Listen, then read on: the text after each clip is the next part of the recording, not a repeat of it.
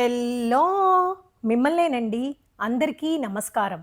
వివాహాల్లో కందా బచ్చలి కూర తప్పనిసరిగా వండుతారు. ఎందుకు? కందా బచ్చలి కూర కాదు ఇది. వివాహం అనే బంధంలో దాగి ఉన్న వంశాభివృద్ధి మంత్రం. మన పెద్దలు వంటింటి రుచిలో కూడా వంశ అభివృద్ధి పరంపరను దాచారు. నీ దుంప తెగ అనేది చెడు శబ్దం అని వాళ్ళు చెప్పేవాళ్ళు. అందుకే మృదువుగా నీ దుంప పిలకయ్యా అని అనాలి అని అనేవారు. ఎందుకంటే కందలో ఉన్న గుణం ఒక చిన్న కణుపు నాటిన అది విస్తరించి పెద్ద దుంపగా మారుతుంది. అదే పెద్దల ఆశయం. మన వంశము ఇలాగే విస్తరించాలని, ప్రతి కొత్త తరం కందవలే పుష్టిగా పుట్టాలని. అందుకే వివాహ శుభకార్యాలలో కందా బచ్చలి కూర తప్పనిసరిగా వండుతారు.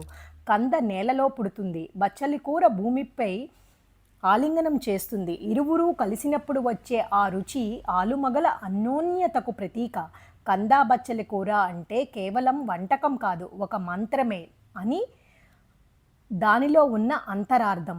ఎలా ఆ కూర రుచిగా కలిసిపోతుందో అలాగే మీరిద్దరూ ఒక హృదయంలా కలిసిపోవాలి అనేదే పెద్దల ఆశీర్వాదం.